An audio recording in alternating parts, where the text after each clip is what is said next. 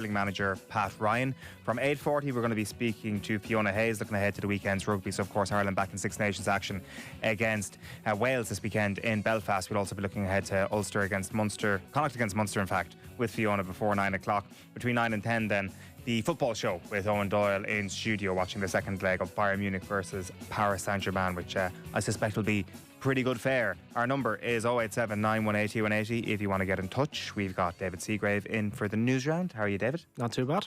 We have Eoin Doyle in early, as mentioned. Eoin, how are you keeping? I'll go down.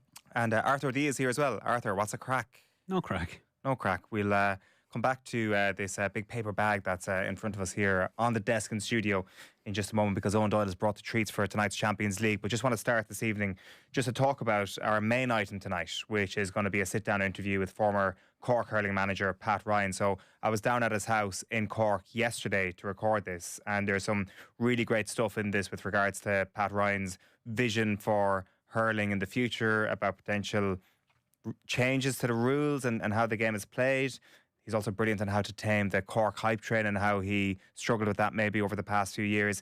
We also spoke about just how difficult the year 2025 was for him, because of course there was the All-Ireland hurling final defeat, a heavy one in the end against Tipperary, despite leading at half-time. But that was trivial really in comparison to what the Ryan family had to go through earlier in the year when Pat's brother Ray died suddenly.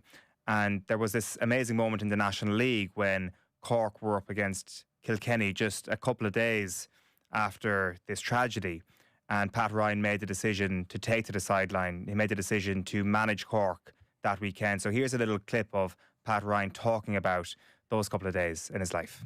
I suppose, look, it's a responsibility. You know, I had a responsibility to the team, the players I was involved in, and it is what my brother would have wanted. It was probably the most important thing.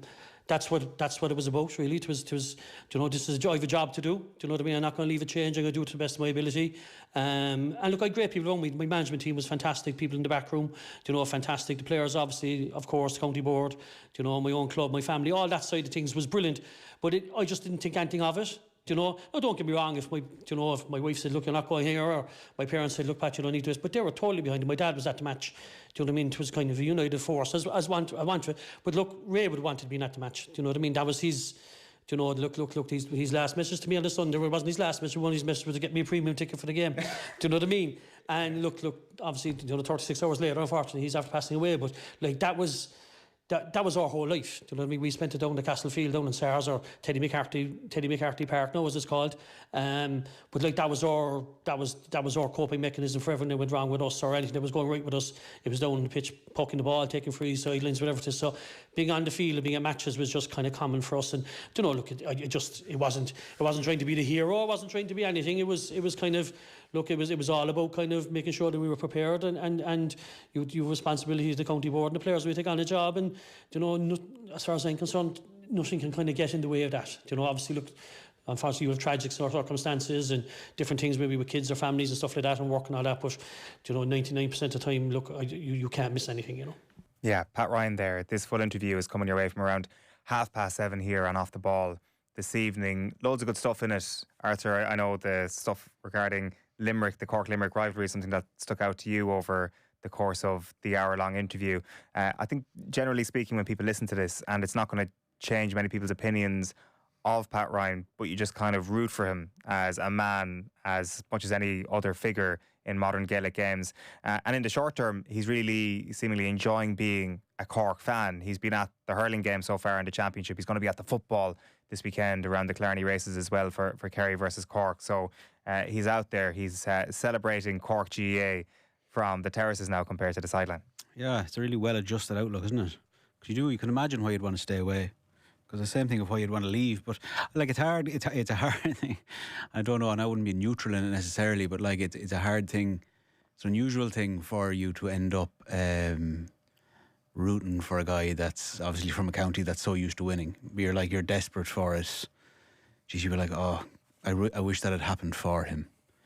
But it's really interesting, and to be fair, it's an amazing interview that you've done with him.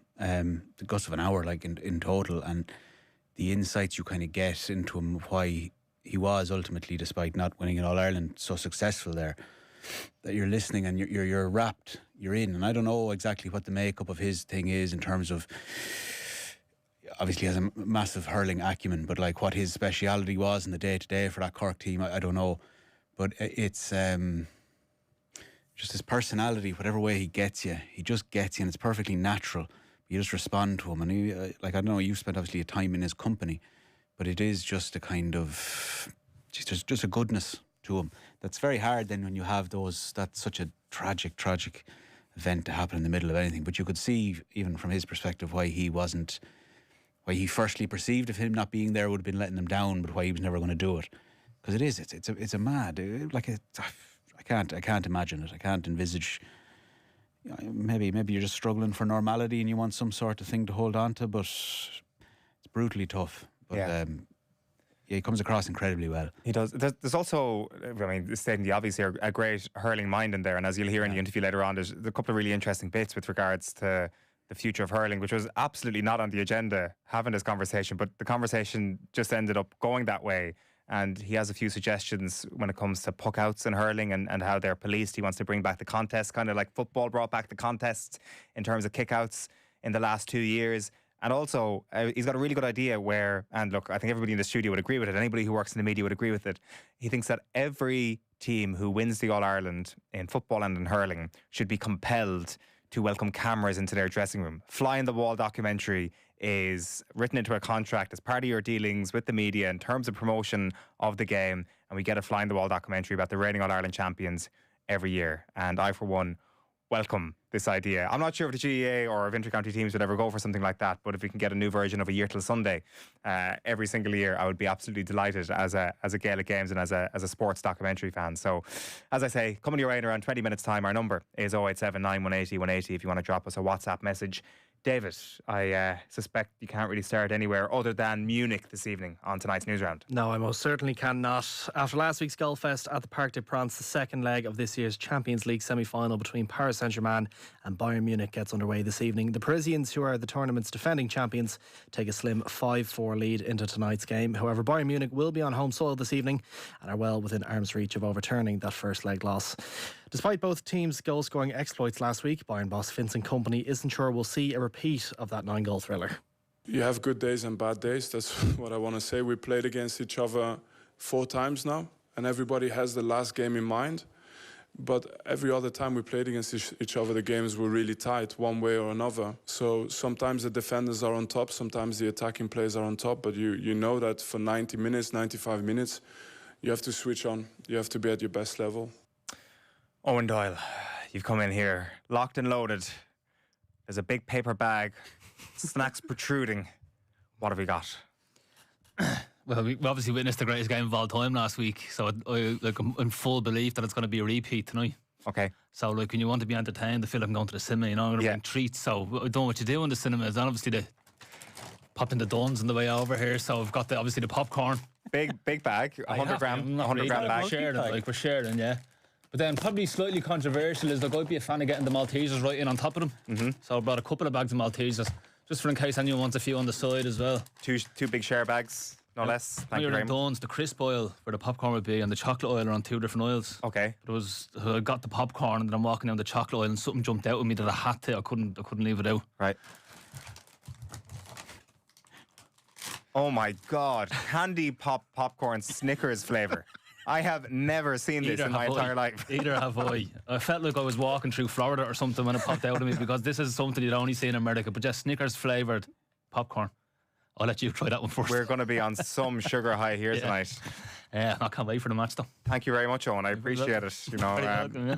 I have parked them all there beside you. Yeah, I will share them with people as the evening goes. Can you put Maltesers into room temperature popcorn? Is the whole point that the popcorn's not supposed to be warm? Just get them all in there. It's grand. Get them all in there. Don't overthink these things. Just get in and enjoy your hand. You don't know if you're going to get a bit of Malteser. You know you go in to get the popcorn. You don't know whether you'll grab a Malteser or not. That's the best part about it. Thank you very much. It is a night for the popcorn. Like, I think before the first leg, I just made the remark that sometimes you get so excited for a game that it just has to fall below expectations. But we can throw that out the window. I think we can be pretty confident this is going to be top class stuff again this evening. I don't think either of them know how to sit back or anything like that, So even if it's going to be maybe if there's not going to be as many goals as we seen last week, there's definitely going to be the effort of trying to score loads of goals. And that's enough for me. Yeah, and also the effort to just not try and contain the opponent. Like we heard from Company a moment ago, that brilliant interview that he gave a week ago, that's not really in his language when it comes to coaching a team, as, you know, consider what sort of threat the opponent are going to bring to the proceedings. Oh, sure, we'll be saying that when he was rock bottom with Burnley. Like, you know what I mean? Like, there's no way he's going to stop that now, like, when he's got good players. Yeah, it's kind of, you know, like, it's commendable. it's going to be great. No real shocks when it comes to the lineups. So Bayern Munich start with Neuer in goal. It's Stanisic, Upamecano, Jonathan Tah and Konrad Laimer. Laimer starting the game tonight. It's Kimmich and Pavlovic in midfield behind Jamal Musiala. It's Olise on the right, Luis Diaz on the left and Harry Kane up front. That front three that we absolutely love watching. Paris Saint-Germain's front three all fit and firing to go. So they've got Kvaratskhelia, Dembele, Doué up front. Of course, the big hit for Paris Saint-Germain is that there is no Achraf Hakimi this weekend or tonight. So it looks like Warren Zaire-Emery is going to play that role. In midfield, it's Fabian Ruiz, Vitinha and João Neves. And then alongside Zaire-Emery at the back, it's Pacho, Marquinhos, Nuno Mendes, Safanov in goal. So we'll see who actually picks up that right-back position. It seems that a lot of the lineups have gone with the young Frenchman in at right back, but we'll see potentially could João Neves be the person who fills in there. But let's see. We'll know in 46 minutes when the teams line out who is going to be the right back tonight for Paris Saint-Germain. Where are we going next? Well, of course, the winner of that game will face Arsenal in this year's decider in Budapest at the end of the month. They defeated Atletico Madrid 1-0 at the Emirates last night to book their place in a first final in the competition in 20 years. The deciding goal, courtesy of Bukayo Saka, put them 2-1 up on aggregate, which was enough to return to the pinnacle of European football for the first time in 2 decades. Speaking after the game, manager Mikel Arteta said he was proud of what his team had accomplished last night. We know how difficult and challenging every opponent is at this level. And Atletico, they're an incredible team. The way they compete, the solution they have, the answers they have to everything that you try to do to them immediately. It's incredible. That's the reason that they've been there. The margins are so small, and tonight they've gone for us. Is this a big achievement, Arthur? You know what I was thinking of? Do you know what I was thinking of? And it came back to me there. I was looking at the points totals from the last few years and everything. You know, the 06 final was probably, I mean, maybe too fine a point in it to go 2 years because that was when they'd won the league. But it was, they got to that final after that team had peaked. Yes. So that, and it's subsequently Still a great team. Yeah, amazing players. And they're back there in 09. So there's still plenty left, or back to semi-final in 09, sorry. So there's still plenty left in it. The max points they can finish on this season's 84, I think. And if I'm right, that'll be less than they got the last 2 seasons. But obviously circumstances, definitely less than last season. Oh, not last season, sorry. Last season, 2 seasons, yeah. So of the last or the 4th season. So whatever way you want to look at it. I'm not saying it's anything. I'm just, and a little bit off the back of listening to that Pat Ryan interview through. If they were to win the Champions League or League now, right, everyone would probably kind of go, oh geez, that's the peak. They've done it now, they've achieved it. They've kind of, and it is on the arc of the story of the team that's done it. The narrative goes to that point. That's what they're all aiming for. But I'm just interested in, and maybe it's unknowable, but like, is this Arsenal, we'll put it out, right? They've got the route to this Champions League final, and as you're saying, you pointed out earlier, they did really well in the group stage. And then they play Bayer Leverkusen, Sporting Lisbon and Atletico Madrid. A fairly generous, that's probably as nice a draw as you're probably going to get from that position. And now they'll get to the final, maybe they'll win it. It'll be amazing. That'll be an amazing achievement for them. I'm just curious, do you think they're at their peak now? Do you think they're at their peak of their powers, this team, on the basis of that? Like, are we purely results driven in terms of how it's, if they win the Champions League or win the league, even though they got fewer points in the league than they would have had in previous seasons, is it just success? We go, well, they win one of them, they're at their peak, that's it, that's the highest point they're getting to. It's actually a great question when you frame it in the context of Arsenal over the last number of years. I think this is quite a fresh opinion, literally only in the last 2.5 weeks, but I think the evidence of the last 2.5 weeks, maybe from the Manchester City defeat onwards, is that maybe this Arsenal team is the best it has been in this era, the best it has been under Mikel Arteta. And I think part of that reason is getting bodies back into the folds. I think only 2 real injury concerns last night in Merino and Timber. So in terms of a squad and the depth that they have, you look through that bench and you look at the way in which they played on Saturday night against Fulham, the way in which they played against Manchester City, and the way in which they handled this Atletico semi-final, I think you can build a case that this is the strongest Arsenal have been under Mikel Arteta, yeah. What do you think? Yeah, I'd agree with that. I think they're going to be stronger again as well, like next season and beyond. I think if you look at the age of their big players, they're still all reasonably young. Even if it looks like Calafiore, he's only like 23, 24, I think. Like Saliba, 25, Declan Rice, 27. You know, Declan Rice probably still, 2-3 years away from his prime. Saka, like, they are going to, and if you look at they're not the type of club now that will get pickpocketed by like a Real Madrid or anything. You know, so what they have there will be who they want, and they'll keep them there at their choice.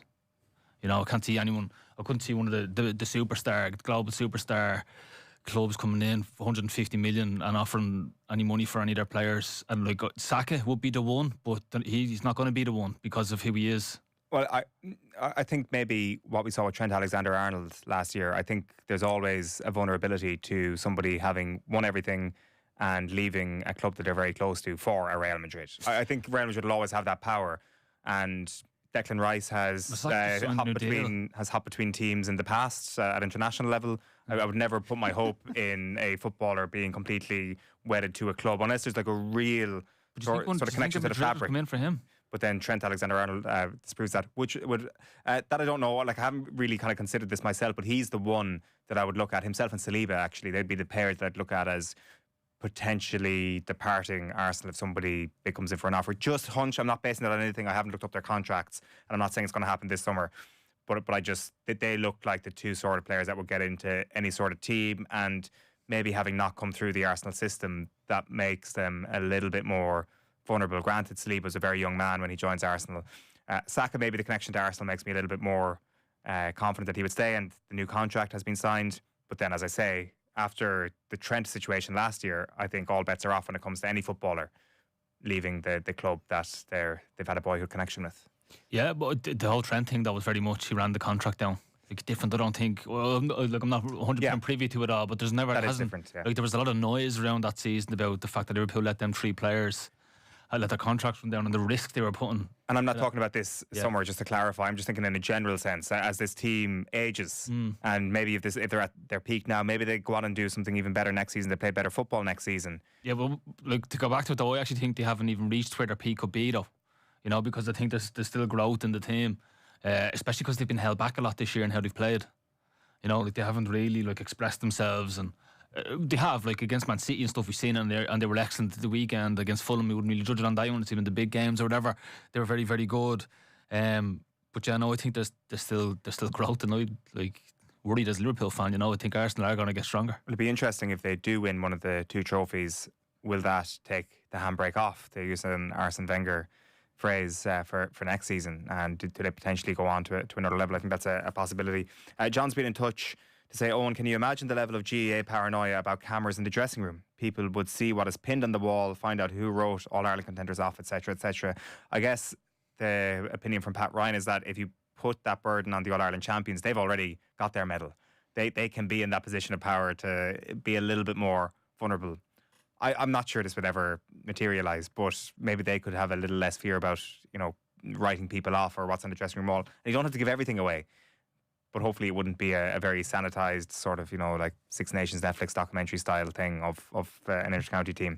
We're going to take a quick break and get back to the Newsround, and the Newsround is brought to you by Viagra Connect. 50mg film-coated tablets contain sildenafil for adult men with erectile dysfunction. Maximum dosage 1 50ml tablet per day. Always read the label. Buy online at viagraconnect.ie. Subject to suitability following pharmacist consultation. David's got more stories for you after the break, and before that, it's the Cash Machine.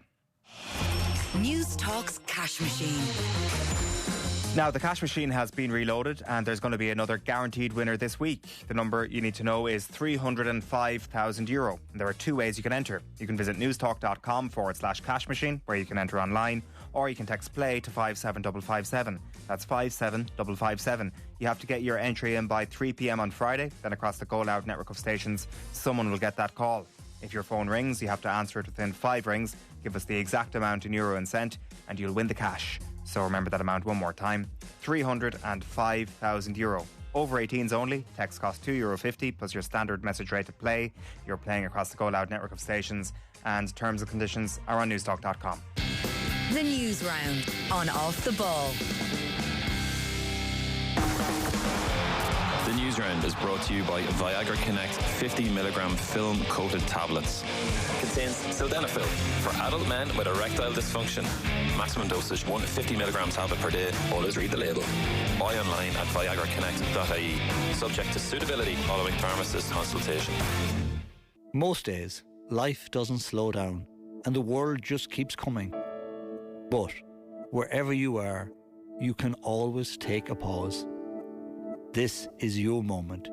Just 10 minutes for you. I'm Jerry Hussey, and this is a new day. A daily pocket of calm, right there, wherever you need it.